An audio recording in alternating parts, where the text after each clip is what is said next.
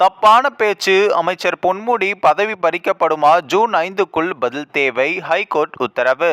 சைவம் மற்றும் வைணவம் குறித்து சர்ச்சைக்குரிய வகையில் பேசிய அமைச்சர் பொன்முடியை பதவி நீக்கம் செய்ய கோரிய வழக்கில் முதலமைச்சர் குறித்து தெரிவிக்கப்பட்டுள்ள கருத்துக்களை நீக்கும்படி மனுதாரருக்கு உத்தரவிட்ட சென்னை உயர்நீதிமன்றம் வழக்கு தொடர்பாக பதிலளிக்க தமிழக அரசிற்கு உத்தரவிட்டுள்ளது.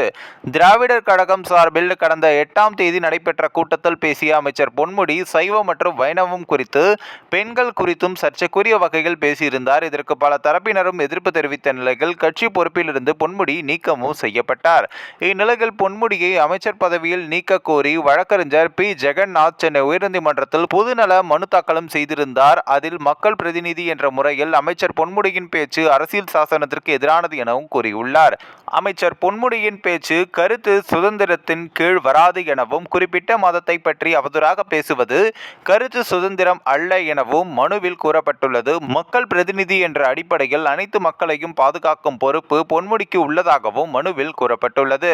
அமைச்சர் பொன்முடி மீது நடவடிக்கை எடுக்க கோரி புகார்கள் அளித்தும் காவல்துறை எந்த நடவடிக்கையும் எடுக்கவில்லை எனவும் மனுவில் குற்றம் சாட்டப்பட்டுள்ளது. பதவி பிரமாணத்தை மீறி செயல்பட்ட அமைச்சர் பொன்முடியை பதவி நீக்கம் செய்ய வேண்டும் என மனுவில் கோரிக்கையும் வைக்கப்பட்டுள்ளது.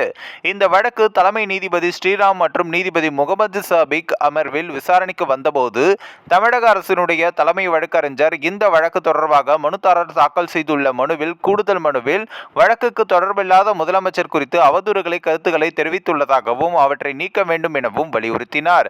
இதை மனுதாரர் ஜெகநாத் ஏற்றுக்கொண்டதை அடுத்து அரசு தலைமை வழக்கறிஞர் சுட்டிக்காட்டிய பகுதிகளை நீக்கும்படி மனுதாரருக்கு உத்தரவிட்ட நீதிபதிகள் வழக்கு தொடர்பாக ஜூன் 5ஆம் தேதிக்குள் பதிலளிக்கும்படி தமிழக அரசிற்கு உத்தரவிட்டு வழக்கு விசாரணையை ஜூன் 19ஆம் தேதிக்கு தள்ளி வைத்தனர்.